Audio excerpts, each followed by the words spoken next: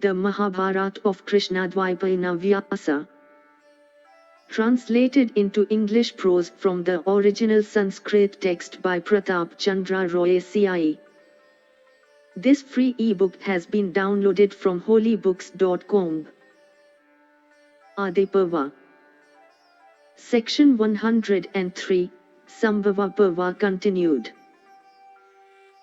Vasampayana said, the unfortunate Satyavati then became plunged in grief on account of her son, and after performing with her daughters-in-law the funeral rites of the deceased, consoled, as best she could, her weeping daughters-in-law and Bhishma, that foremost of all wielders of weapons. O bull among men, my son and thy brother, endued with energy and dear unto thee, hath gone childless to heaven while still a boy.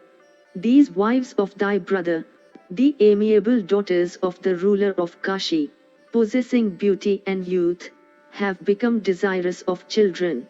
Therefore, O thou of mighty arms, at my command, raise offspring on them for the perpetuation of our line. It behoveth thee to guard virtue against loss. Install thyself on the throne and rule the kingdom of the Bharatas. Wed thou duly a wife. Plunge not thy ancestors into hell. O bull among men, my son and thy brother, endued with energy and dear unto thee, hath gone childless to heaven while still a boy. These wives of thy brother, the amiable daughters of the ruler of Kashi, possessing beauty and youth, have become desirous of children. Therefore, O thou of mighty arms, at my command, raise offspring on them for the perpetuation of our line. It behoveth thee to guard virtue against loss. Install thyself on the throne and rule the kingdom of the Bharatas. Wed thou duly a wife. Plunge not thy ancestors into hell. Vasampayana continued, thus addressed by his mother and friends and relatives, that oppressor of foes, the virtuous Bhishma, gave this reply conformable to the dictates of virtue. O mother, what thou sayest is certainly sanctioned by virtue. But thou knowest what my vow is in the matter of begetting children. Thou knowest also all that transpired in connection with thy dower. O Satyavati, I repeat the pledge I once gave, viz. I would renounce 3 worlds, the empire of heaven, or anything that may be greater than that, but truth I would never renounce. Earth may renounce its scent, water may renounce its moisture, light may renounce its attribute of exhibiting forms, air may renounce its attribute of touch, the sun may renounce his glory, fire, its heat, the moon, his cooling rays, space, its capacity of generating sound, the slayer of Vitra, his prowess, the god of justice, his impartiality, but I cannot renounce truth. Thus addressed by her son endued with wealth of energy, Satyavati said unto Bhishma, O thou whose prowess is truth, I know thy firmness in truth. Thou canst, if so minded, create, by the help of thy energy, 3 worlds other than those that exist. I know what thy vow was on my account. But considering this emergency, bear thou the burden of the duty that one owed to his ancestors. O punisher of foes, act in such a way that the lineal link may not be broken and our friends and relatives may not grieve. Thus urged by the miserable and weeping Satyavati speaking such words inconsistent with virtue from grief at the loss of her son, Bhishma addressed her again and said, O queen, turn not thy eyes away from virtue. O, destroy us not. Breach of truth by a Kshatriya is never applauded in our treatises on religion. I shall soon tell thee, O queen, what the established Kshatriya usage is to which recourse may be had to prevent Santanu's line becoming extinct on earth. Hearing me, reflect on what should be done in consultation with learned priests and those that are acquainted with practices allowable in times of emergency and distress, forgetting not at the same time what the ordinary course of social conduct is. Thus ends the 103rd section in the Sambhava Parva of the Adi Parva. The Mahabharata of Krishna-Dwaipayana Vyasa. Adi Parva. Section 104, Sambhava Parva continued. Bhishma continued, in olden days, Rama, the son of Jamdagni, in anger at the death of his father, slew with his battle axe the king of the Hyayas. And Rama, by cutting off the 1,000 arms of Arjuna, the Hyaya king, achieved a most difficult feat in the world. Not content with this, he set out on his chariot for the conquest of the world, and taking up his bow he cast around his mighty weapons to exterminate the Kshatriyas, and the illustrious scion of Bhrigu's race, by means of his swift arrows, annihilated the Kshatriya tribe 120 times. And when the earth was thus deprived of Kshatriyas by the great Rishi, the Kshatriya ladies all over the land had offspring raised by Brahmanas skilled in the Vedas. It has been said in the Vedas that the sons so raised belonged to him that had married the mother. And the Kshatriya ladies went in unto the Brahmanas not lustfully but from motives of virtue. Indeed, it was thus that the Kshatriya race was revived. In this connection there is another old history that I will recite to you. There was in olden days a wise rishi of the name of Uttatreya. He had a wife of name Mamta whom he dearly loved. One day Uttatreya's younger brother Vrihaspati, the priest of the celestial, who endued with great energy, approached Mamta. The latter, however, told her husband's younger brother that foremost of eloquent men that she had conceived from her connection with his elder brother and that, therefore, he should not then seek for the consummation of his wishes. She continued, O illustrious Vrihaspati, the child that I have conceived hath studied in his mother's womb the Vedas with the 6 angas, semen tum if vastrabadi non potest. How can then this womb of mine afford room for 2 children at a time? Therefore, it behoveth thee not to seek for the consummation of thy desire at such a time. Thus addressed by her, Vrihaspati, though possessed of great wisdom, succeeded not in suppressing his desire. Cum autem jam cum ilia coiturus esset, the child in the womb then addressed him and said, O father, cease from thy attempt. There is no space here for 2. O illustrious one, the room is small. I have occupied it first. Semen tum pitiade non potest. It behoveth thee not to afflict me. But Vrihaspati, without listening to what that child in the womb said, sought the embraces of Mamta possessing the most beautiful pair of eyes. Else, Tamen Muni, qui inventure erat punctum tempovis quo humor vitalis jam emissum eret providens, viam per quam semen intrare posset pedibus obstruxit. Semen ita exissum, excidit et in terram projectum est. And the illustrious Vrihaspati, beholding this, became indignant, and reproached Uttatreya's child and cursed him, saying, Because thou hast spoken to me in the way thou hast at a time of pleasure that is sought after by all creatures, perpetual darkness shall overtake thee. And from this curse of the illustrious Vrihaspati, Uttatreya's child, who was equal unto Vrihaspati in energy, was born blind and came to be called Dirghatamas, enveloped in perpetual darkness.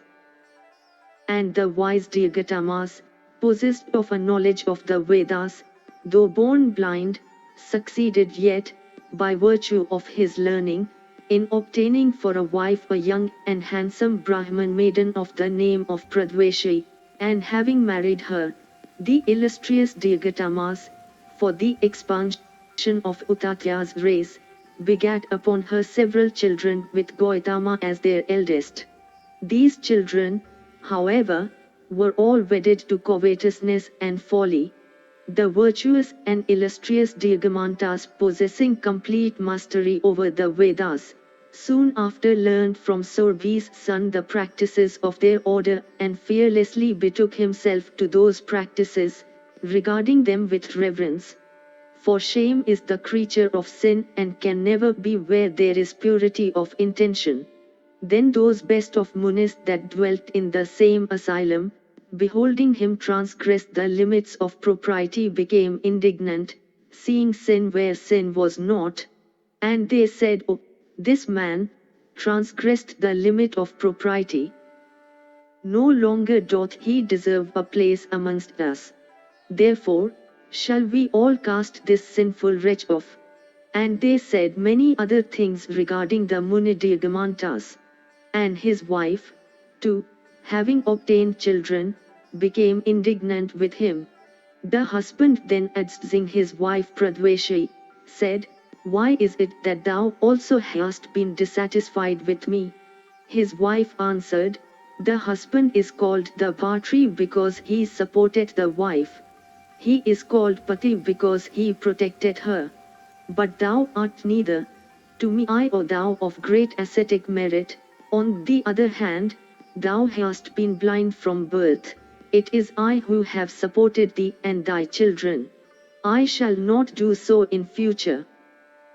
Hearing these words of his wife, the rishi became indignant and said unto her and her children, "Take me unto the Kshatriyas and thou shalt then be rich." His wife replied, by saying, "I desire not wealth that may be procured by thee, for that can never bring me happiness. O best of Brahmanas, do as thou likest. I shall not be able to maintain thee as before." At these words of his wife, Diagamantas said, "I lay down from this day as a rule that every woman shall have to adhere to one husband for her life. Be the husband dead or alive, it shall not be lawful for a woman to have connection with another. And she who may have such connection shall certainly be regarded as fallen. A woman without husband shall always be liable to be sinful. And even if she be wealthy shall not be able to enjoy that wealth truly. Calumny and evil report shall ever dog her." Hearing these words of her husband, Pradveshi became very angry, and commanded her sons, saying, "Throw him into the waters of Ganga." And at the command of their mother, the wicked Gautama and his brothers, those slaves of covetousness and folly, exclaiming, "Indeed, why should we support this old man?"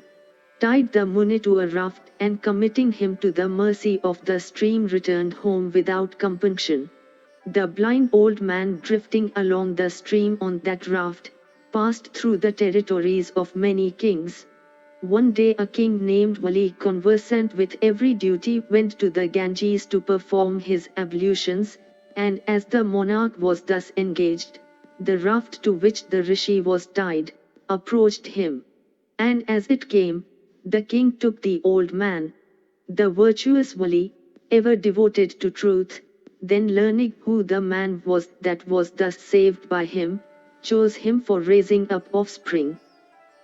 And Vali said, "O illustrious one, it behoveth thee to raise upon my wife a few sons that shall be virtuous and wise."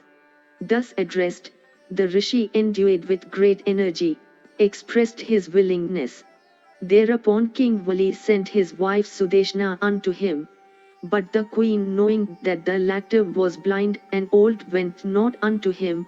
She sent unto him her nurse.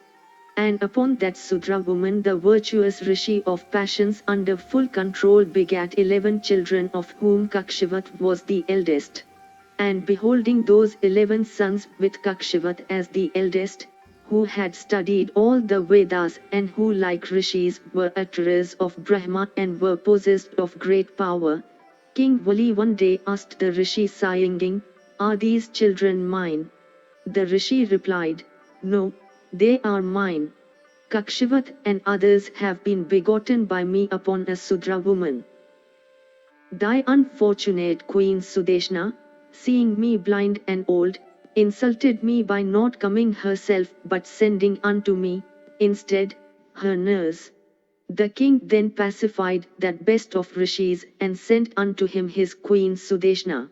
The rishi by merely touching her person told her, Thou shalt have 5 children named Anga, Vanga, Kalinga, Pundara and Kamba, who shall be like unto Surya, sun, himself in glory.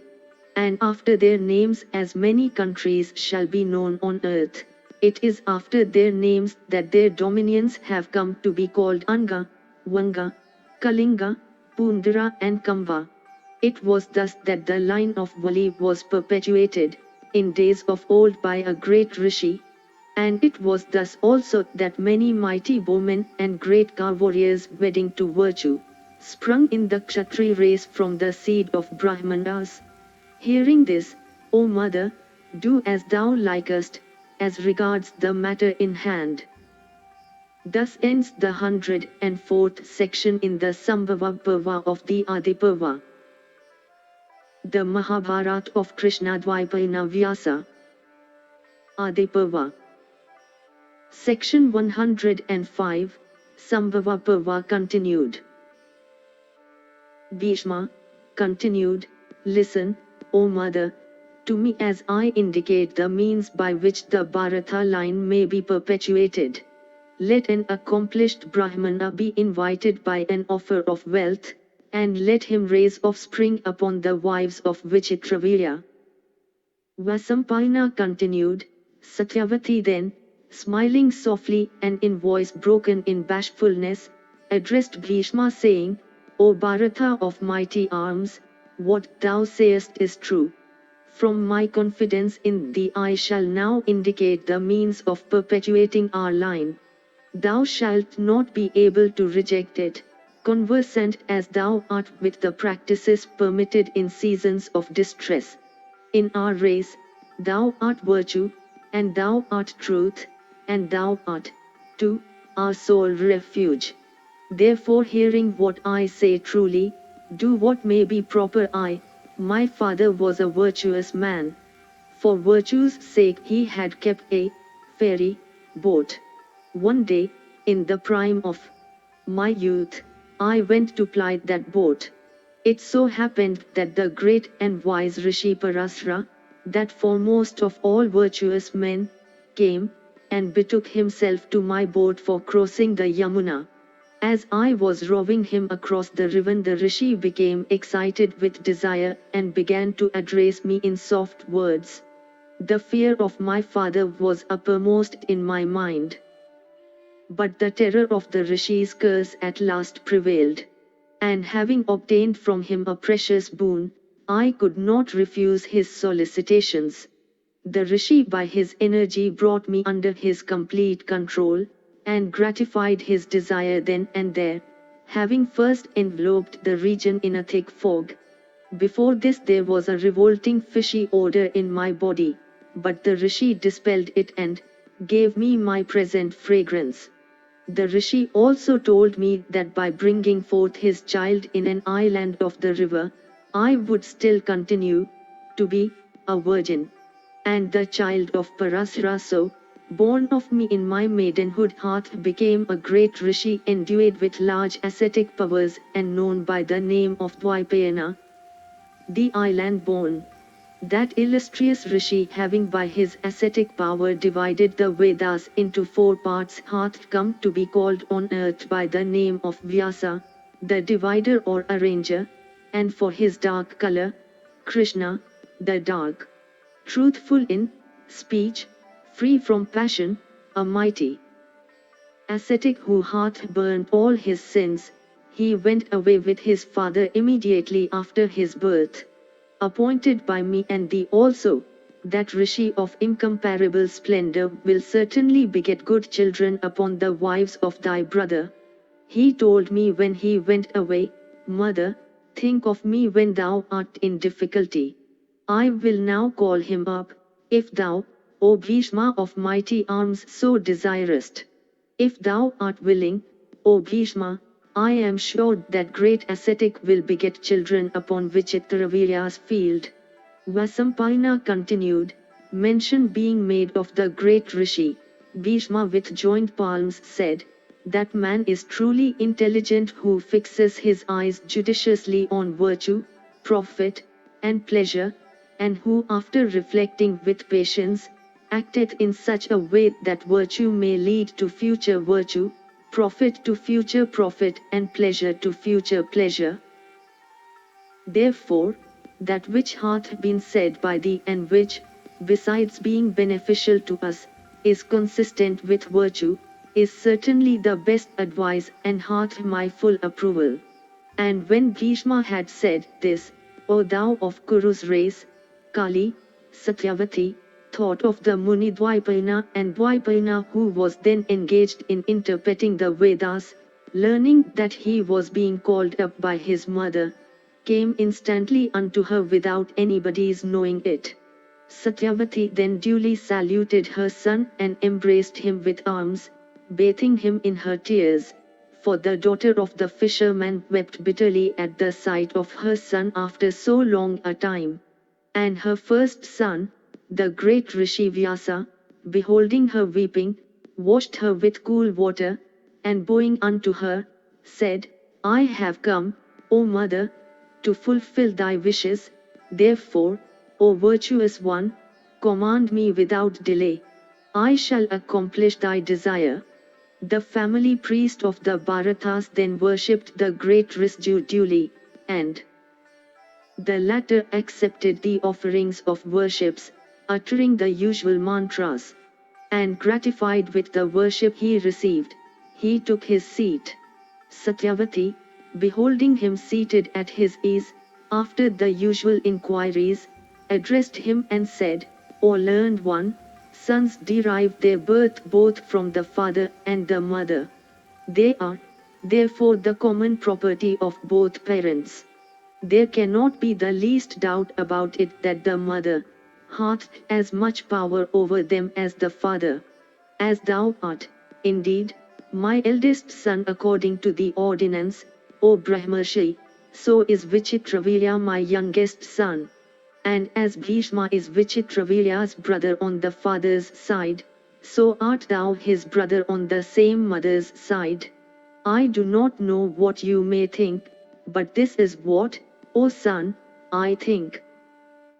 This Bhishma, the son of Satitanu, devoted to truth, doth not, for the sake of truth, entertain the desire of either begetting children or ruling the kingdom. Therefore, from affection for thy brother Vichitravirya, for the perpetuation of our dynasty, for the sake of this Bhishma's request and my command, for kindness to all creatures, for the protection of the people and from the liberality of thy heart, O sinless one, it behoveth thee to do what I say. Thy younger brother hath left 2 widows like unto the daughters of the celestials themselves, endued with youth and great beauty. For the sake of virtue and religion, they have become desirous of offspring. Thou art the fittest person to be appointed. Therefore beget upon them children worthy of our race and for the continuance of our line. Vyasa, hearing this, said, O Satyavati, thou knowest what virtue is both in respect of this life and the other. O Eth, you of great wisdom, and thy affections also are set on virtue.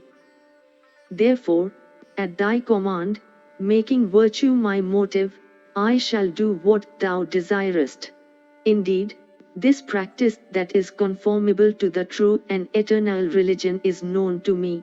I shall give unto my brother children that shall be like unto Tama and Varuna.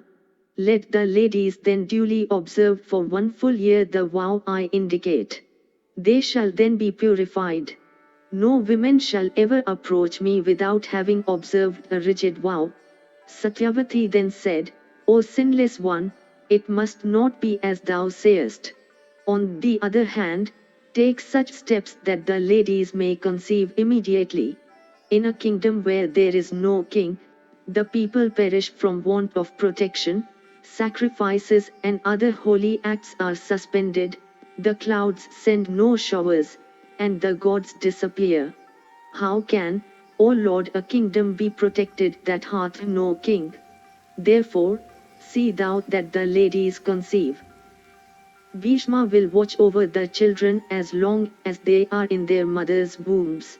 Vyasa replied, If I am to give unto my brother children so unseasonably, then let the ladies bear my ugliness. That in itself shall, in their case, be the austerest of penances. If the princess of Kosaya can bear my strong odor, my ugly and grim visage, my attire and body, she shall then conceive an excellent child. Vasampayana continued, having spoken thus unto Satyavati, Vyasa of great energy again addressed her and said, Let the princess of Kosaya clad in clean attire and decked with ornaments wait for me in her bedchamber. Saying this, the rishi disappeared. Satyavati then went to her daughter-in-law and seeing her in private spoke to her these words of beneficial and virtuous import. O Princess of Kosaya, listen to what I say. It is consistent with virtue. The dynasty of the Bharatas hath became extinct from my misfortune.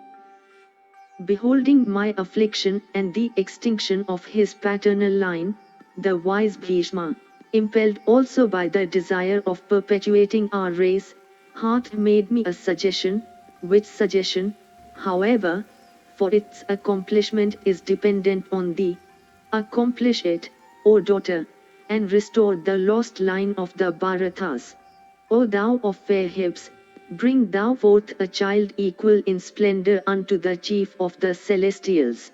He shall bear the onerous burden of this our hereditary kingdom.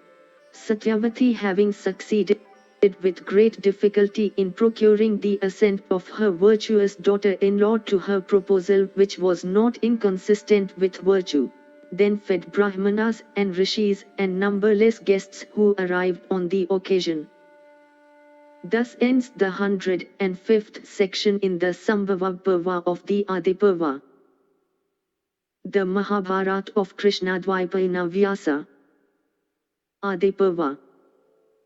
Section 106, Sambhava Parva continued. Vasampayana said, Soon after the monthly season of the princess of Kosala had been over, Satyavati, purifying her daughter-in-law with a bath, led her into sleeping apartment.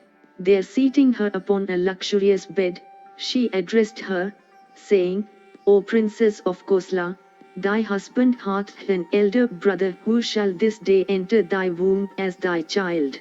Wait for him tonight without dropping off to sleep. Hearing these words of her mother-in-law, the amiable princess, as she lay on her bed, began to think of Bhishma and the other elders of the Kuru race.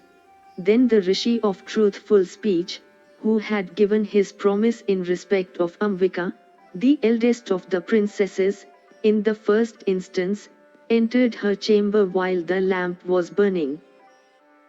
The princess, seeing his dark visage, his matted locks of copper hue, blazing eyes, his grim beard, closed her eyes in fear.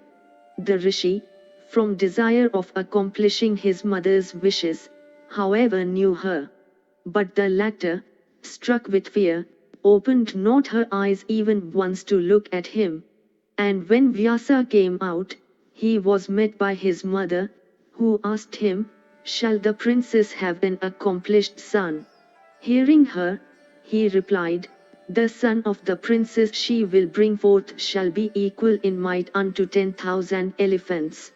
He will be an illustrious royal sage, possessed of great learning and intelligence and energy. The high-souled one shall have in a time a century of sons, but from the fault of his mother he shall be blind. At these words of her son, Satyavati said, O thou of ascetic wealth, how can one that is slain become a monarch worthy of the Kurus? How can one that is blind become the protector of his relatives and family, and the glory of his father's race? it behoveth thee to give another king unto the Kurus. Saying, so be it, Vyasa went away. And the first princes of Kosala in due time brought forth a blind son. Soon after Satyavati, O chastiser of foes, summoned Vyasa, after having secured the assent of her daughter-in-law. Vyasa came according to his promise, and approached, as before, the second wife of his brother. And Ambalika, beholding the Rishi, became pale with fear. And, O Bharata, beholding her so afflicted and pale with fear, Vyasa addressed her and said, because thou hast been pale with fear at the sight of my grim visage, therefore, thy child shall be pale in complexion, O thou of handsome face, the name also thy child shall be Pandu, the pale. Saying this, the illustrious and best of rishis came out of her chamber. And as he came out, he was met by his mother, who asked him about the would-be child. The rishi told her that the child would be of pale complexion and known by the name of Pandu. Satyavati again begged of the rishi another child, and the rishi told her in reply, so be it. Ambalika then, when her time came, brought forth a son of pale complexion. Blazing with beauty, the child was endued with all auspicious marks. Indeed, it was this child who afterwards became the father of those mighty bowmen, the Pandavas. Some time after, when the eldest of Vichitravirya's widow again had her monthly season, she was solicited by Satyavati to approach Vyasa once more. Possessed of beauty like a daughter of the celestials, the princess refused to do her mother-in-law's bidding, remembering the grim visage and strong odor of the rishi. She, however, sent unto him a maid of hers, endued with the beauty of an apsara and decked with her own ornaments. And when the Vyasa arrived, the maid rose up and saluted him. And she waited upon him respectfully and took her seat near him when asked. And O king, the great rishi of rigid vows was well pleased with her, and when he rose to go away, he addressed her and said, amiable one, thou shalt no longer be a slave. Thy child also shall be greatly fortunate and virtuous, and the foremost of all intelligent men on earth. And, O king, the son thus begotten upon her by Krishna-Dwaipayana was afterwards known by the name of Vidura. He was thus the brother of Dhritarashtra and the illustrious Pandu. And Vidura was free from desire and passion and was conversant with the rules of government, and was the god of justice born on earth under the curse of the illustrious Rishi Mandavya. And Krishna-Dwaipayana, when he met his mother as before, informed her as to how he had been deceived by the eldest of the princesses and how he had begotten a son upon a Sudra woman. And having spoken thus unto his mother, the rishi disappeared from her sight. Thus were born, in the field of Vichitravirya, even of Dwaipayana, those son of the splendor of celestial children, those propagators of the Kuru race. Thus ends the 106th section in the Sambhava Parva of the Adi Parva. The Mahabharata of Krishna-Dwaipayana Vyasa. Adi Parva. Section 107, Sambhava Parva continued. Janamejaya said, what did the god of justice do for which he was cursed? And who was the Brahmana ascetic from whose curse the god had to born in the Sudra caste? Vasampayana said, there was a Brahmana known by the name of Mandavya. He was conversant with all duties and was devoted to religion, truth and asceticism. The great ascetic used to sit at the entrance of his asylum at the foot of a tree, with his arms upraised in the observance of the vow of silence. And as he sat there for years and years together, one day there came into his asylum a number of robbers laden with spoil. And, O bull in Bharata's race, Those robbers were then being pursued by a superior body as guardians of the peace. The thieves, on entering that asylum, hid their booty there, and in fear concealed themselves thereabout before the guards came.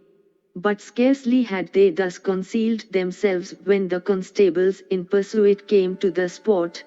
The latter, observing the rishi sitting under the tree, questioned him, "O king," saying, "O best of Brahmanas, which way have the thieves taken? Point it out to us so that we may follow it without loss of time." Thus questioned by the guardians of peace, the ascetic, "O king," said not a word, good or otherwise, in reply. The officers of the king, however, on searching that asylum soon discovered the thieves concealed thereabout together with the plunder.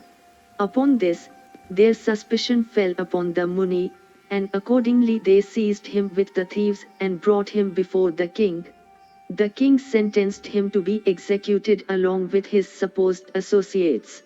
And the officers, acting in ignorance, carried out the sentence by impaling the celebrated rishi.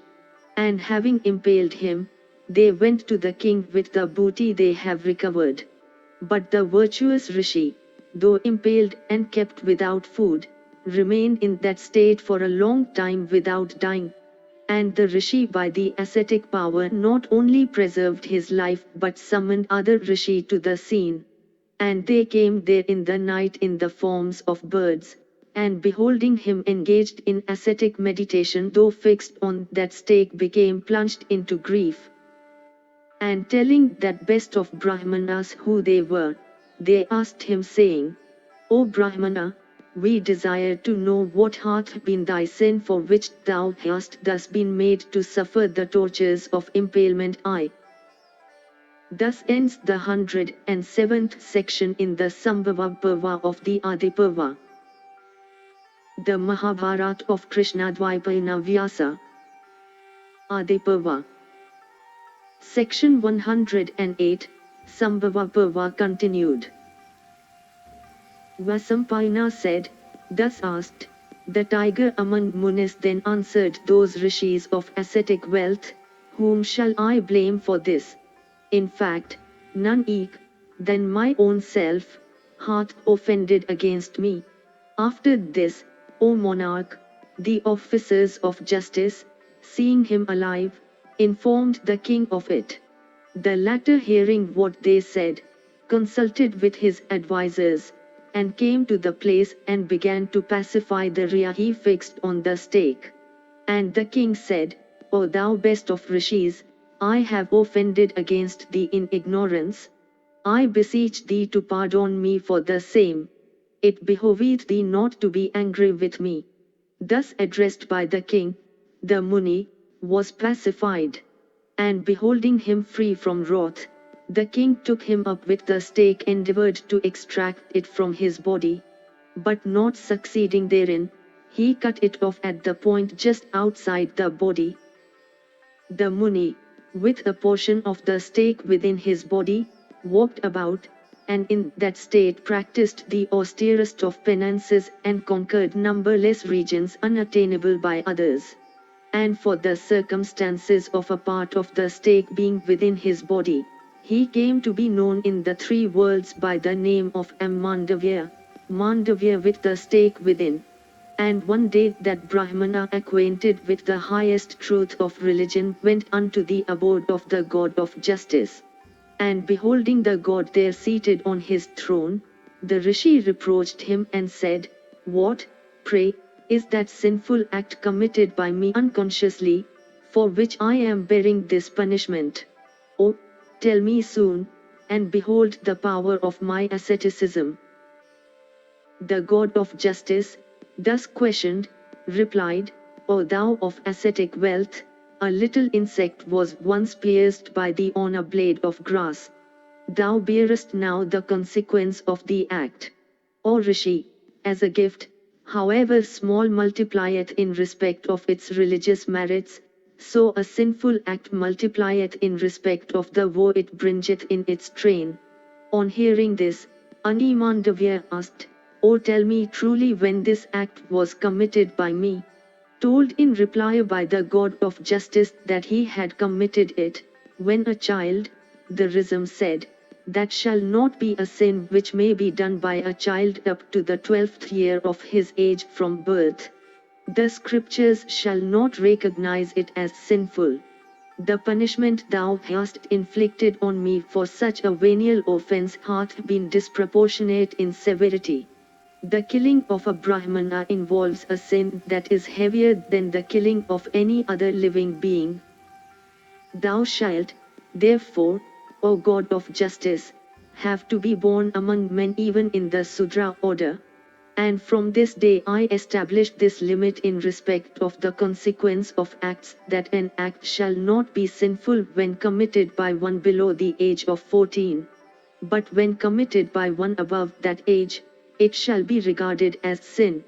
Vasampayana continued, "Cursed for this fault by that illustrious rishi, the god of the justice had his birth as Vidura in the Sudra order.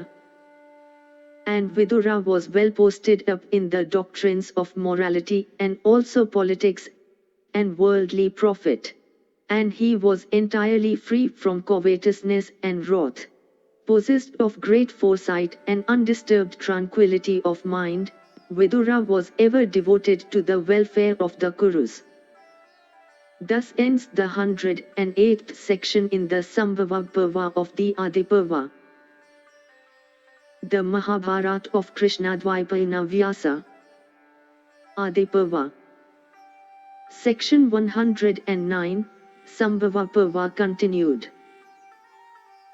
Vasampayana said, "Upon the birth of those three children, Kurujangala, Kurukshetra, and the Kurus grew in prosperity. The earth began to yield abundant harvest, and the crops also were of good flavor. And the clouds began to pour rain in season, and trees became full of fruits and flowers. And the draught cattle were all happy, and the birds and other animals rejoiced exceedingly. And the flowers became fragrant, and the fruits became sweet. The cities and towns became filled with merchants, artisans, traders and artists of every description. And the people became brave, learned, honest and happy. And there were no robbers then, nor anybody who was sinful. And it seemed that the golden age had come upon every part of the kingdom. And the people devoted to virtuous acts, sacrifices and truth, and regarding one another with love and affection grew in prosperity. And free from peerday, wrath and covetousness, they rejoiced in perfectly innocent supports. And the capital of the Kurus, full as the ocean, was a second Amravati, teeming with hundreds of palaces and mansions, and possessing gates and arches dark as the clouds, and men in great cheerfulness sported constantly on rivers, lakes and tanks, and in fine groves and charming woods. And the southern Kurus, in their virtuous rivalry with their northern kinsmen, walked about in the company of Siddhas and Charanas and Bhithis. And all over that delightful country whose prosperity was thus increased by the Kurus, there were no misers and no widowed women. And the wells and lakes were ever full, the groves abounded with trees, and the houses and abodes of Brahmanas were full of wealth, and the whole kingdom was full of festivities. And O king, virtuously ruled by Bhishma, the kingdom was adorned with hundreds of sacrificial stakes. And the wheel of virtue having been set in motion of Bhishma, and the country became so contented that the subjects of other kingdoms, quitting their homes, came to dwell there and increase its population. And the citizens and the people were filled with hope, upon seeing the youthful acts of their illustrious princes. And, O king, in the houses of the Kuru chiefs as also of the principal citizens, give, and, eat, were the only words constantly heard. And Dhritarashtra and Pandu and Vidura of great intelligence were from their birth brought up by Bhishma, as if they were his own children. And the children, having passed through the usual rites of their order, devoted themselves to wars and study, and they grew up into fine youths skilled in the Veda and all athletic sports. And they became well skilled in the practice of bow, in horsemanship, in encounters with make, sword and shield, in the management of elephants in battle, and in the science of morality. Well read in history and the Puranas and various branches of learning, and acquainted with the truths of the Veda and their branches, they acquired knowledge, which was versatile and deep. And Pandu, possessed of great prowess, excelled all men in the science of bow, while Dhritarashtra excelled all men in the science of bow, while Dhritarashtra excelled all in personal strength, while in three worlds there was no one equal to Vidura in his devotion to virtue and in the knowledge of the dictates of morality. And beholding the restoration of the extinct line of Santanu, the saying became current in all countries that among mothers of heroes, the daughters of Eth king of Kashi were the first, that among countries Kurujangala was the first, that among virtuous men, Vidura was the first, that among cities Hastinapura was the first. Pandu became king, for Dhritarashtra, owing to the blindness, and Vidura, for his birth by a Sudra woman, did not obtain the kingdom. One day Bhishma, the foremost of those acquainted with the duties of a statesman and dictates of morality, properly addressing Vidura conversant with the truths of religion and virtue, said as follows. Thus ends the 109th section in the Sambhava Parva of the Adi Parva. The Mahabharata of Krishna-Dwaipayana Vyasa. Adi Parva. Section 110, Sambhava Parva continued. Bhishma said, "This our celebrated race, resplendent with every virtue and accomplishment, hath all along sovereignty over all other monarchs on earth.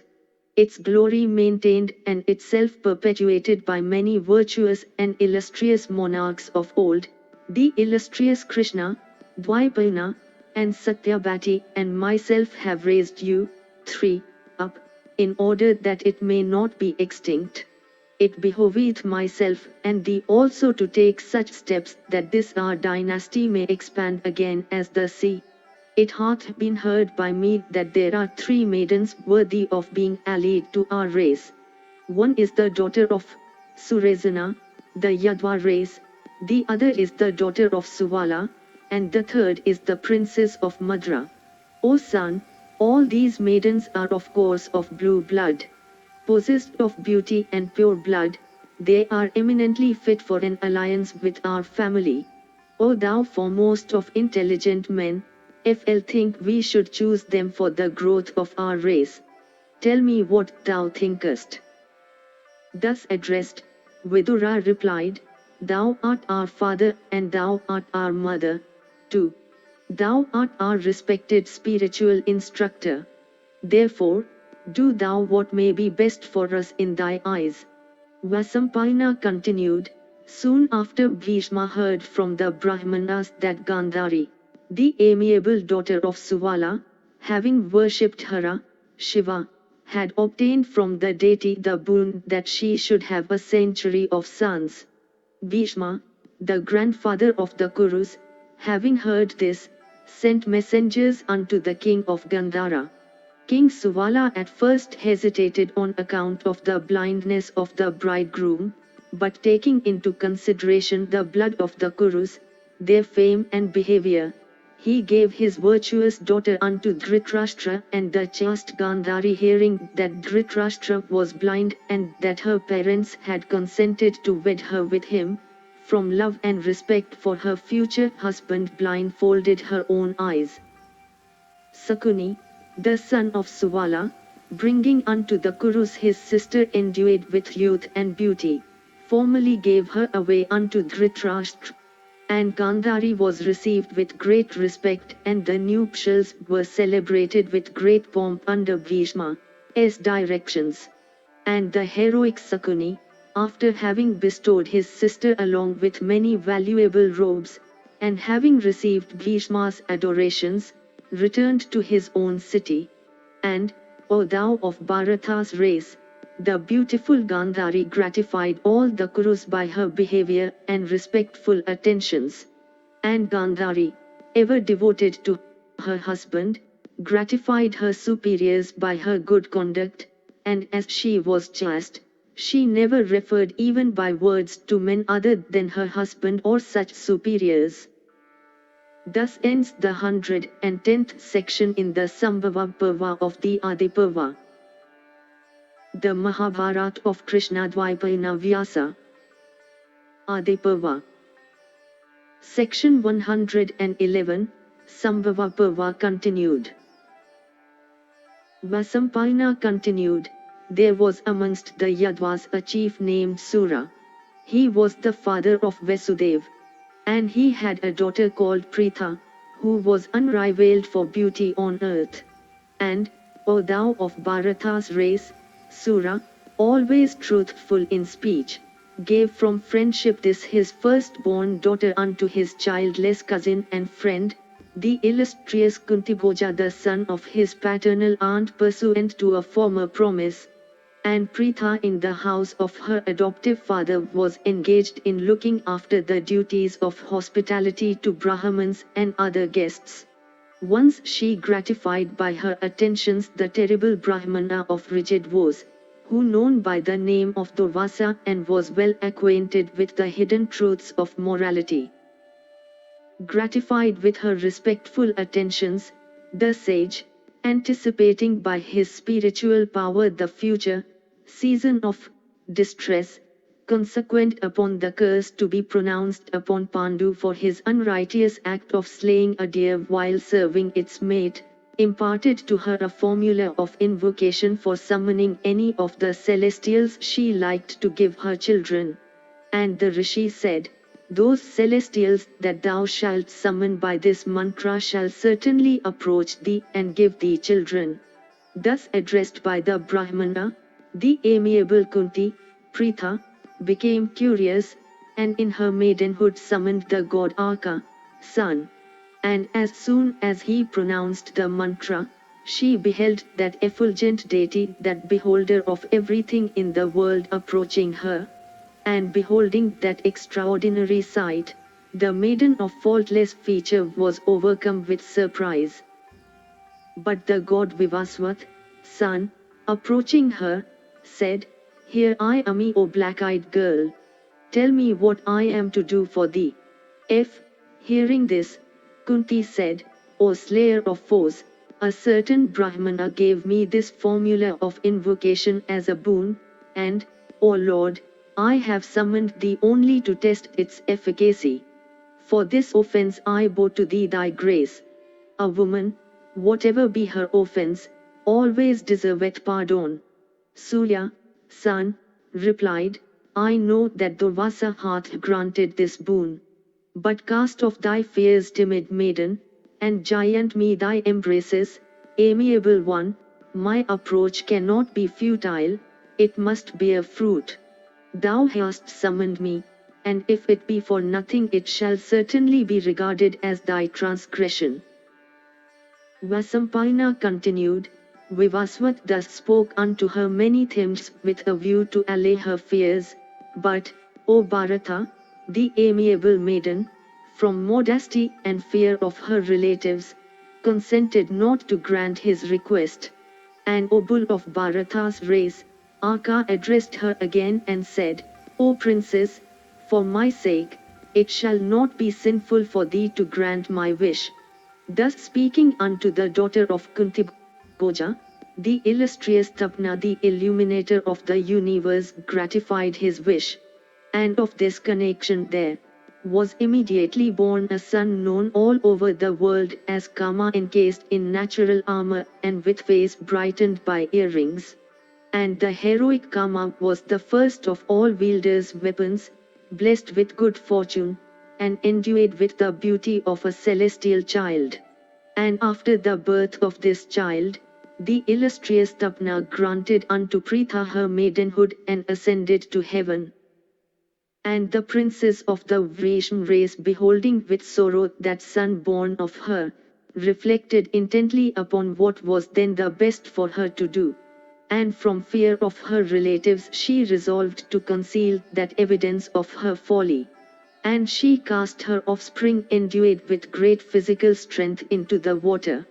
Then the well-known husband of Pata, of the Sutha caste, took up the child thus cast into the water, and he and his wife brought him up as their own son. And Radha and her husband bestowed on him the name of Vasusina, born with wealth, because he was born with a natural armor and earrings. And endued as he was born with great strength, as he grew up, he became skilled in all weapons, possessed of great energy. He used to adore the sun until his back was heated by his rays, from dawn to midday, and during the hours of worship, there was nothing on earth that the heroic and intelligent Vasusina would not give unto the Brahmanas. And Indra, desirous of benefiting his own son Falguni, Arjuna, assuming the form of a Brahmana, approached Vasusina on one occasion and begged of him his natural armor. Thus asked, Kama took off his natural armor, and joining his hands in reverence gave it unto Indra in the guise of a Brahmana. And the chief of the celestials accepted the gift and was exceedingly gratified with Kama's liberality. He therefore gave unto him a fine dart, saying that one, and one only, among the celestials, the Asuras, men, the Kandavas, the Naga, and the Rakshasas, whom thou desirest to conquer, shall be certainly slain with this dart. The son of Surya was before this known by the name of Vasusina.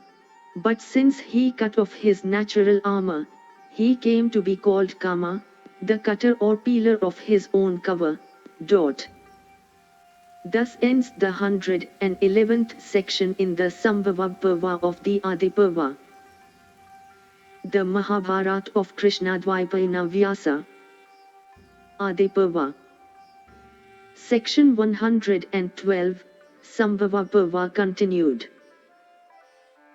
Vasampayana said, the large-eyed daughter of Kuntibhoja, Pritha by name, was endued with beauty and every accomplishment. Of rigid vows, she was devoted to virtue and possessed of every good quality. But though endued with beauty and youth and every womanly attribute, yet it so happened that no king asked for her hand.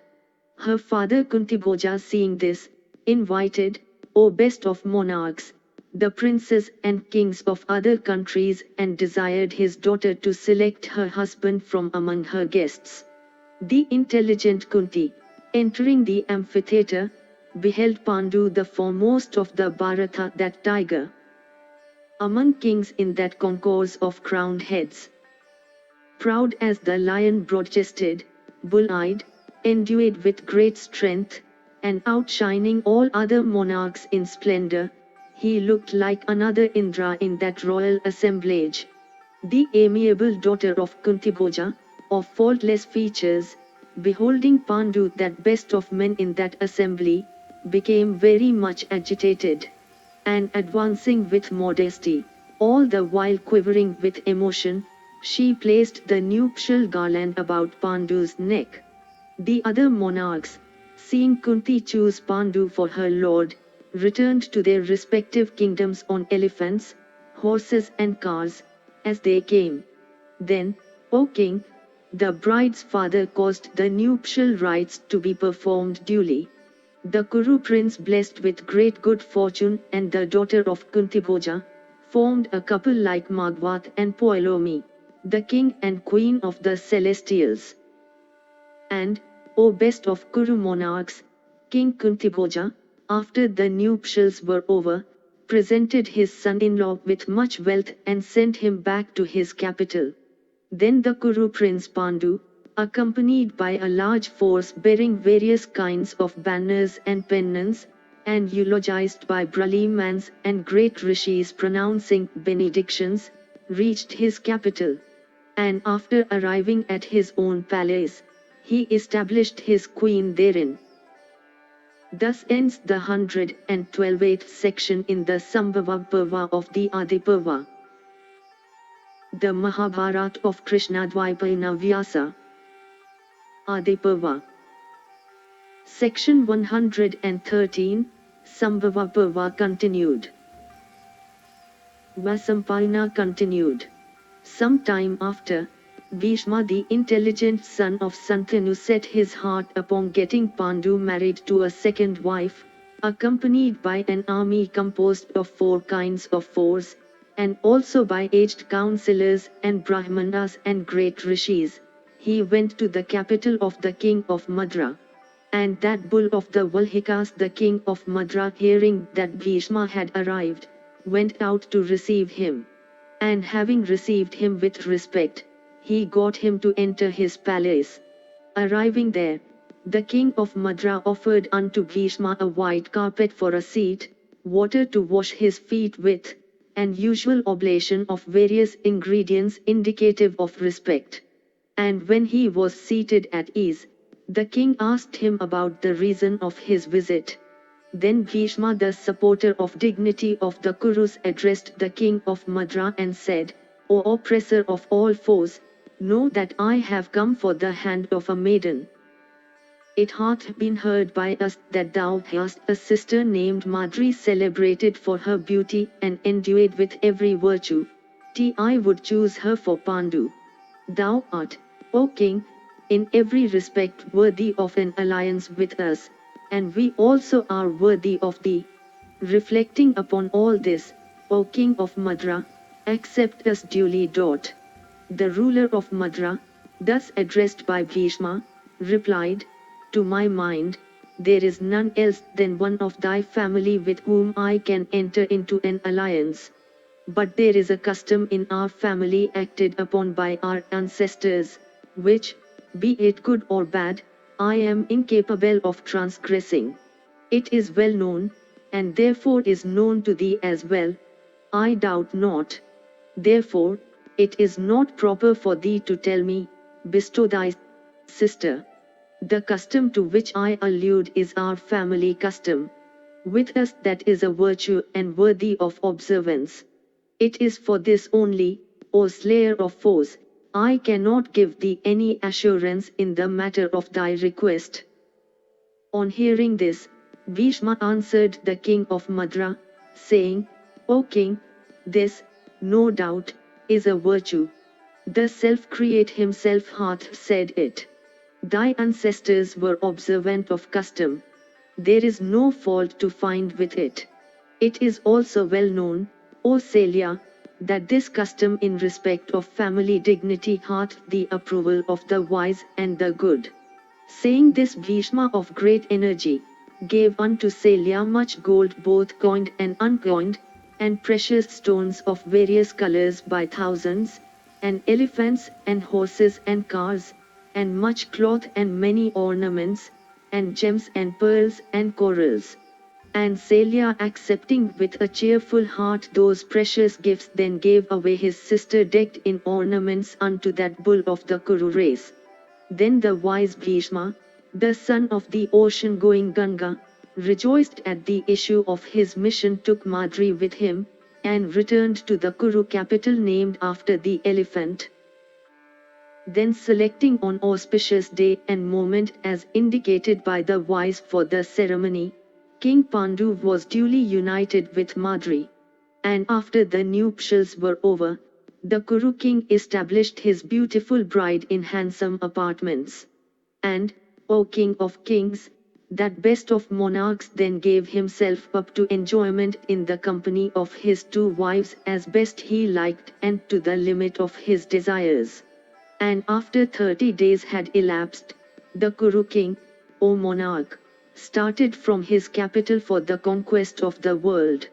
And after reverentially saluting and bowing to Bhishma and the other elders of the Kuru race, and with adieus to Dhritarashtra and others of the family, and obtaining their leave, he set out on his grand campaign, accompanied by a large force of elephants, horses, and cars, and well pleased with the blessings uttered by all around and the auspicious rites performed by the citizens for his success. And Pandu, accompanied by such a strong force, marched against various foes.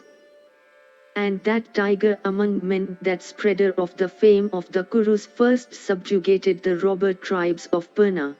He next turned his army, composed of innumerable elephants, cavalry, infantry, and charioteers, with standards of various colors, against Dhyaga, the ruler of the kingdom of Magadha, who was proud of his strength, and offended against numerous monarchs. And attacking him in his capital, Pandu slew him there, and took everything in his treasury, and also vehicles and draught animals without number. He then marched into Mithila and subjugated the Videhas. And then, O bull among men, Pandu led his army against Kashi, Sumba, and Pundara, and by the strength and prowess of his arms spread the fame of the Kurus. And Pandu, that oppressor of foes, like unto a mighty fire whose far-reaching flames were represented by his arrows and splendor by his weapons, began to consume all kings that came in contact with him. These with their forces, vanquished by Pandu at the head of his army, were made the vassals of the Kurus. And all kings of the world, thus vanquished by him, regarded him as the one hero only on earth, even as the celestials regard Indra in heaven. And the kings of earth with joined palms bowed to him and waited on him with presents of various kinds of gems and wealth, precious stones and pearl and corals, and much gold and silver, and first-class kin and handsome horses and fine cars and elephants, and asses and camels and buffaloes, and goats and sheep, and blankets and beautiful hides, and carpets made of the skin of the Bangur deer. And the king of Hastinapura, accepting those offerings, retracted his steps towards his capital, to the great delight of his subjects. And the citizens and others, filled with joy, and kings and ministers, all began to say, "Oh, the fame of the achievements of Santanu, that tiger among kings, and of the wise Bharata, which were about to die, hath been revived by Pandu. They who robbed before the Kurus of both territory and wealth, have been subjugated by Pandu the tiger of Hastinapura and made to pay tribute." And all the citizens with Bhishma at their head went out to receive the victorious king. They did not proceed far when they saw the attendants of King laden with much wealth, and the train of various conveyances laden with all kinds of wealth, and of elephants, horses, cars, kin, camels and other animals, was so long that they saw not its end. Then Pandu, beholding Bhishma, who was a father to him, worshipped his feet and saluted the citizens and others as each deserved.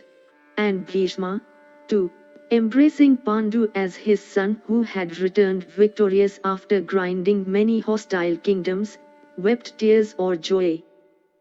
And Pandu, instilling joy into the hearts of his people with a flourish of trumpets and conches and kettle drums, entered his capital. Thus ends the 113th section in the Sambhava Parva of the Adi Parva. The Mahabharata of Krishna-Dwaipayana Vyasa.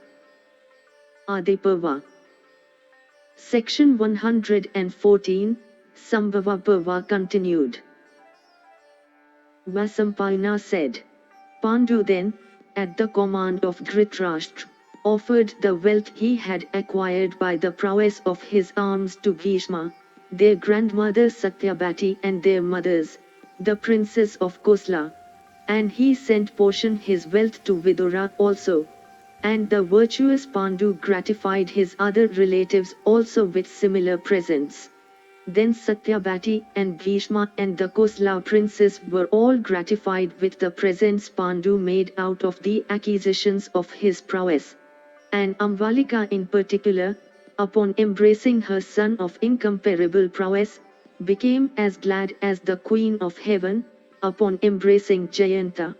And with the wealth acquired by that hero Dhritarashtra performed 5 great sacrifices that were equal unto 100 great horse sacrifices, at all of which the offerings to Brahmanas were by hundreds and thousands.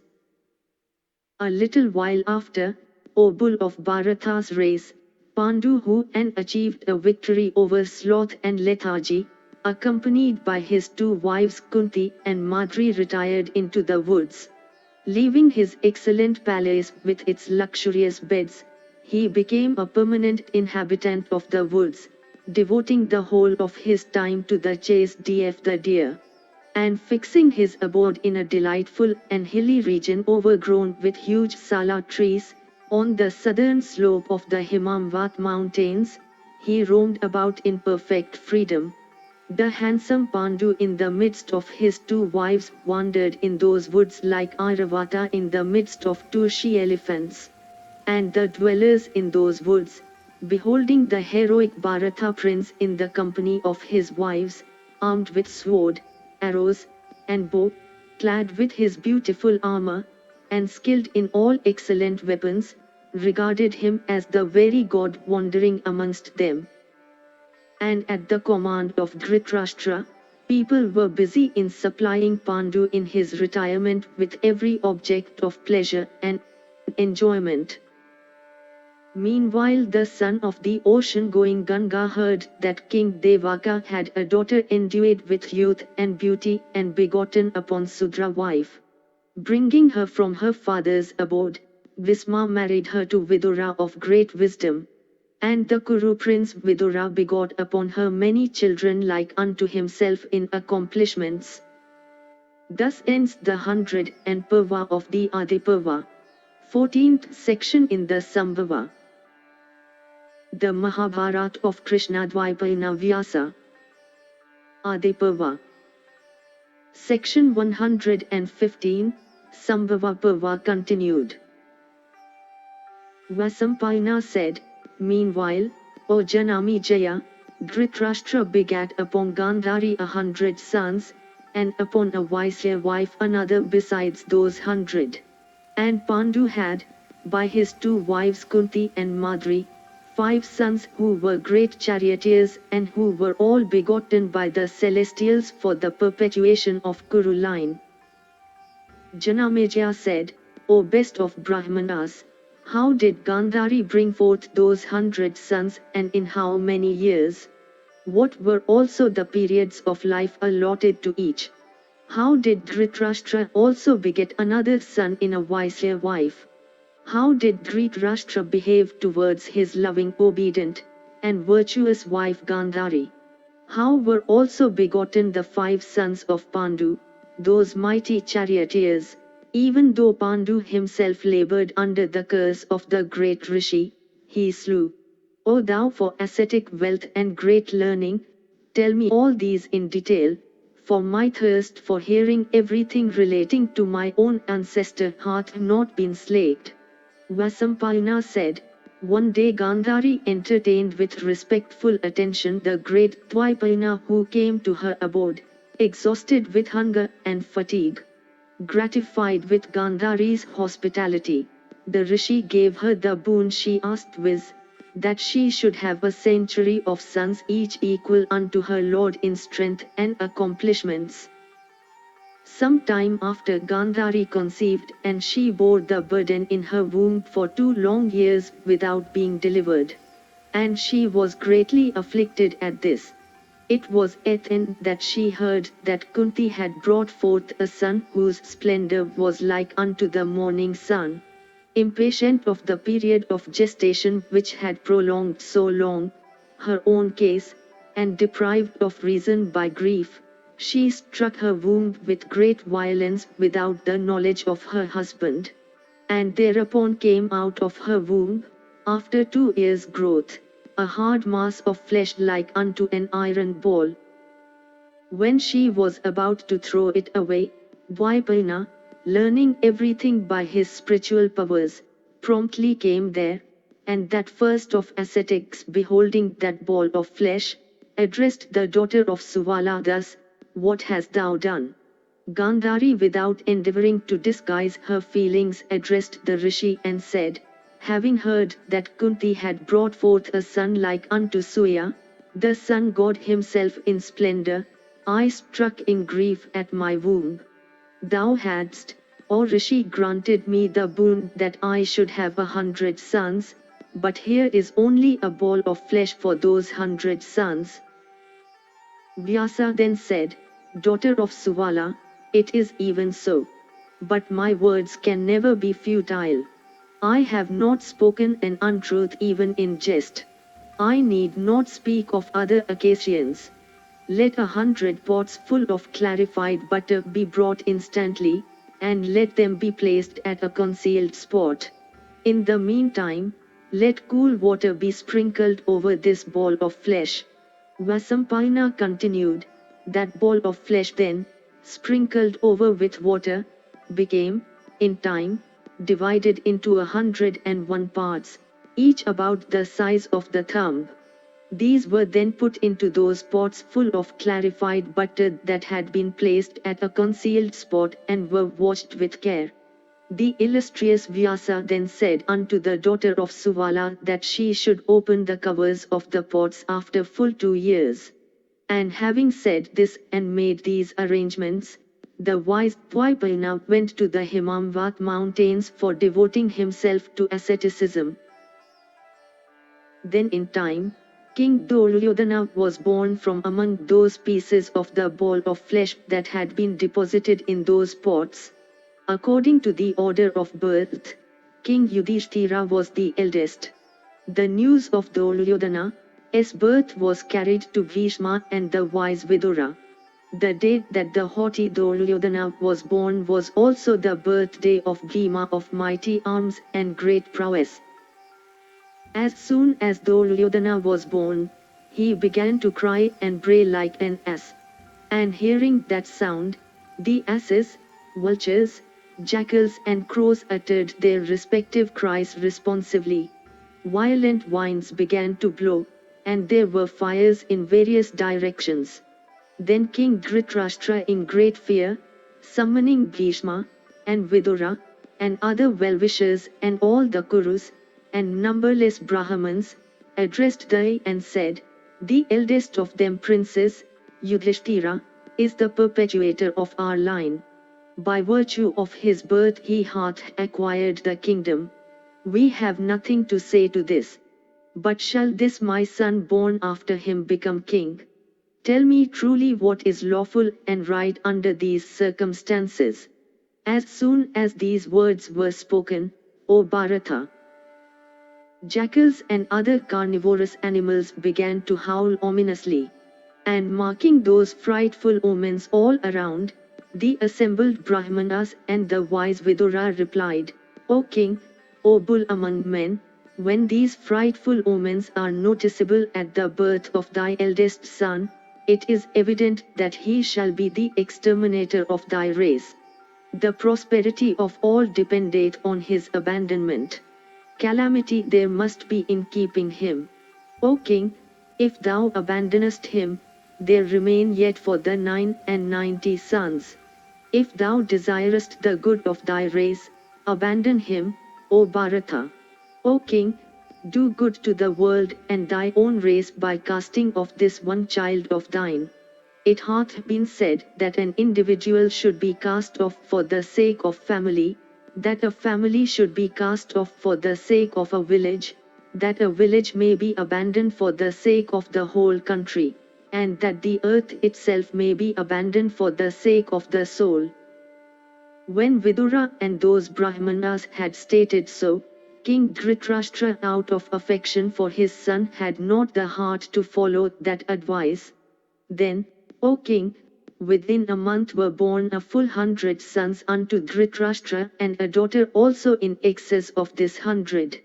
And during the time when Gandhari was in a state of advanced pregnancy, there was a maidservant of the Vaisya class who used to attend on Dhritarashtra.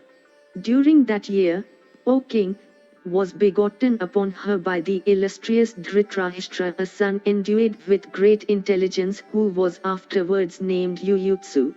And because he was begotten by Kshatriya upon a Vaisya woman, he came to be called Kama. Thus were born unto the wise Dhritarashtra 100 sons, who were all heroes and mighty chariot fighters, and a daughter over and above the 100, and another son Yuyutsu of great energy and prowess, begotten upon a Vaisya woman. Thus ends the 115th section in the Sambhava Parva of the Adi Parva. The Mahabharata of Krishna-Dwaipayana Vyasa. Adi Parva. Section 116, Sambhava Parva continued. Janamejaya said, O sinless one, thou hast narrated to me from the beginning all about the birth of Dhritarashtra's 100 sons owing to the boon granted by the rishi, but thou hast not told me as yet any particulars about the birth of the daughter. Thou hast merely said that over and above the 100 sons, there was another son named Yuyutsu, begotten upon a Vaisya woman, and a daughter. The great Rishi Vyasa of immeasurable energy said unto the daughter of the king of Gandhara that she would become the mother of 100 sons. Illustrious one, how is that thou sayest Gandhari had a daughter over and above her 100 sons? If the ball of flesh was distributed by the great Rishi only into 100 parts, and if Gandhari did not conceive on any other occasion, how was then Dussala born? Tell me this, O Rishi, my curiosity hath been great. Vasampayana said, O descendant of the Pandavas, thy question is just, and I will tell thee how it happened. The illustrious and great Rishi himself, by sprinkling water over that ball of flesh, began to divide it into parts. And as it was being divided into parts, the nurse began to take them up and put them one by one into those pots filled with clarified butter. While this process was going on, the beautiful and chaste Gandhari of rigid vows, realizing the affection that one feeleth for a daughter, began to think in her mind, there is no doubt that I shall have 100 sons, the Muni having said so. It can never be otherwise. But should be very happy if a daughter were born of me and above these 100 sons and junior to them all, my husband then may attain to those worlds that the possession of a daughter's sons conferreth.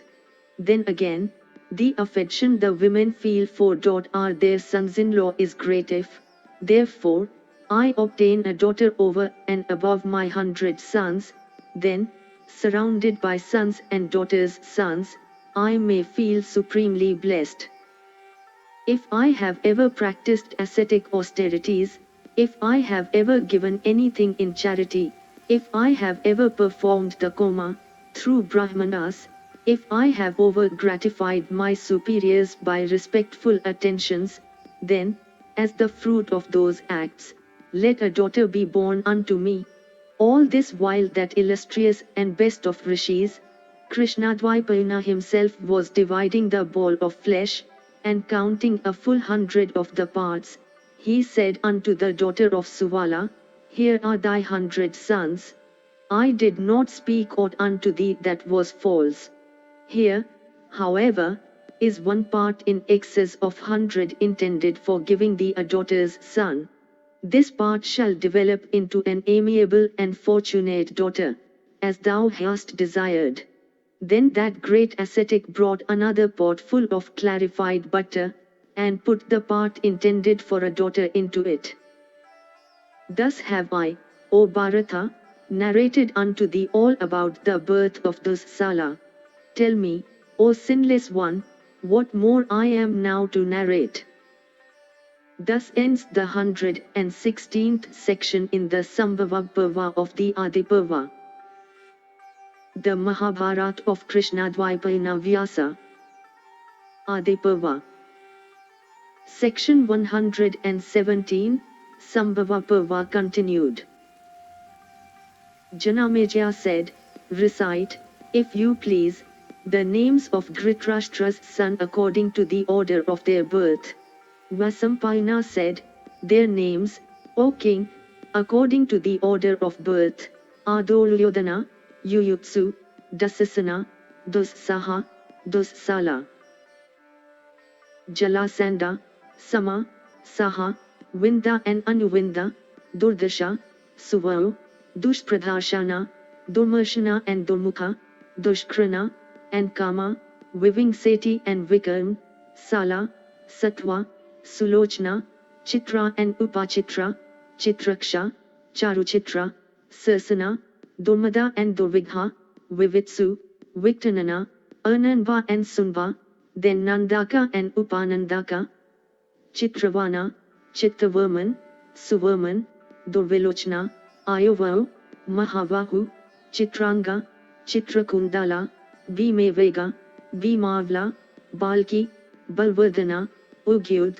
Bhima, Kama, Kankaya, Drideudra, Dridavarman, Dridakshatra, Somkirti, Anudara, Dridasindra, Jasanda, Satyasandra, Sadas, Suvak, Ugrasravas, Ugrasena, Senani, Dushparajaya, Aparajitha, Kundasain, Visalaksha, Duradhara, Dridhasta, Suhasta, Vatavega, and Suvachas, Aditya Ketu, Vahavashin, Nagdakta, Agrayain, Kavachin, Kratna, Kunda, Kundadra, Dhanurdhara, Tha heroes, Ugra, and Bhimartha, Viravahu, Alolupa, Avya, and Rodrakaman, and then he called Dridhartha, Andarishya, Kundaverin, Vivi, Dragalochna, Pramantha, and Pramati, and the powerful Dhrigaroma, Drigvau, Mahabahu, Vidorus, Kankadaja, Kundasi, and Virajas. Besides these 100 sons, there was a daughter named Dussala. All were heroes and Atirihas, and were well skilled in warfare. All were learned in the Vedas, and we all kinds of weapons. And, O king, worthy wives were in time selected for all of them by Dhritarashtra after proper examination. And King Dhritarashtra, O monarch, also bestowed Dussala, in proper time and with proper rites upon Jayadratha, the king of Sindhus. Thus ends the 117th section in the Sambhava Parva of the Adi Parva. The Mahabharata of Krishna-Dwaipayana Vyasa. Adi Parva. Section 118, Sambhava Parva continued. Janamejaya said, O utterer of Brahma, thou hast recited everything about the extraordinary birth among men of the sons of Dhritarashtra in consequence of the Rishis' grace. Thou hast also said what their names are, according to the order of their birth. O Brahmana, I have heard all these from thee. But tell me now all about the Pandavas. While reciting the incarnations on earth of the celestials, the asuras, and the beings of other classes, thou saidst that the Pandavas were all illustrious and endued with the prowess of gods, and that they were incarnate portions of the celestials themselves. I desire, therefore, to hear all about those beings of extraordinary achievements beginning from the moment of their birth. O Vasampayana, recite thou their achievements. Vasampayana said, O king, one day Pandu, while roaming about in the woods, on the southern slopes of Himamvat, that teemed with deer and wild animals of fierce disposition, saw a large deer, that seemed to he the leader of a herd, serving his mate. Beholding the animals, the monarch pierced them both with 5 of his sharp and swift arrows winged with golden feathers. O monarch, that was no deer that Pandu struck at, but a rishi's son of great ascetic merit who was enjoying his mate in the form of a deer. Pierced by Pandu, while engaged in the act of intercourse, he fell down to the ground, uttering cries that were of a man, and began to weep bitterly. The deer then addressed Pandu and said, "O king, even men that are slaves to lust and wrath, and void of reason, and ever sinful, never commit such a cruel act as this. Individual judgment prevaileth not against the ordinance prevaileth against individual judgment. The wise never sanction anything discountenanced by the ordinance. Thou art born, O Bharata, in a race that hath ever been virtuous. How is it, therefore, that even thou, suffering thyself to be overpowered by passion and wrath, losest thy reason?" Hearing this, Pandu replied, "O dear, kings behave in the matter of slaying animals of thy species exactly as they do in the matter of slaying foes. It behoveth thee not, therefore, to reprove me thus from ignorance. Animals of thy species are slain by open or covert means. This, indeed, is the practice of kings. Then why dost thou reprove me?" Formerly, the Rishi Agastya, while engaged in the performance of a grand sacrifice, chased the deer, and devoted every deer in the forest unto the gods in general. Thou hast been slain, pursuant to the usage sanctioned by such precedent. Wherefore reprovest us they? For his especial sacrifices Agastya performed the homa with fat of the deer. The deer then said, "O king, men do not let fly their arrows at their enemies when the latter are unprepared. But there is a time for doing it, viz., after declaration of hostilities. Slaughter at such a time is not censurable."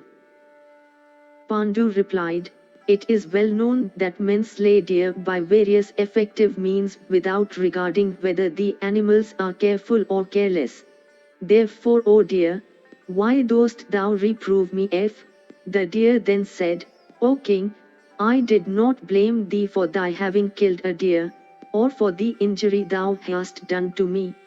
But, instead of acting so cruelly, thou shouldst have waited till the completion of my act of intercourse. What man of wisdom and virtue is there that can kill a deer while engaged in such an act? The time of sexual intercourse is agreeable to every creature and productive of good to all. O king, with this my maid and I was engaged in the gratification of my sexual desire. But that effort of mine hath been rendered futile by the eye, O king of the Kurus, as thou art born in the race of the Pauravas, ever noted for white, virtuous deeds. Such an act hath scarcely been worthy of thee. Bharata, this act must be regarded as extremely cruel, deserving of universal execration, infamous, and sinful, and certainly leading to hell. Thou art acquainted with the pleasures of sexual intercourse. Thou art acquainted also with the teaching of morality and the dictates of duty. Like unto a celestial as thou art, it behoveth thee not to do such an act as leadeth to hell. O best of kings, thy duty is to chastise all who act cruelly, who are engaged in sinful practices, and who have thrown to the winds religion, profit, and pleasure as explained in the scriptures. What hast thou done, O best of men, in killing me who have given thee no offense? I am, O king, a Muni who liveth on fruits and roots, though disguised as a deer. I was living in woods in peace with all.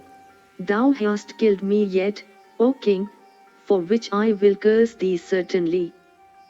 As thou hast been cruel unto a couple of opposite sexes, death shall certainly overtake thee as soon as thou feelest the influence of sexual desire. I am a Muni of name of Kimindyama, possessed of ascetic merit. I was engaged in sexual intercourse with this deer because my feelings of modesty did not permit me to indulge in such an act in human society. In the form of a deer I rove in the deep woods in the company of other deer. Thou hast slain me without knowing that I am a Brahmana, The sin of having slain a Brahmana shall not, therefore, be thine. But senseless man, as you have killed me, disguised as a deer, at such a time, thy fate shall certainly be even like mine. When, approaching thy wife lustfully, thou wilt unite with her even as I had done with mine, in that very state shalt thou have to go to the world of spirits. And that wife of thine with whom thou mayst be united in intercourse at the time of thy death shall also follow thee with affection and reverence to the domains of the king of the dead which no one can avert. Thou hast brought me grief while I was happy. So shall grief come to thee while thou art in happiness.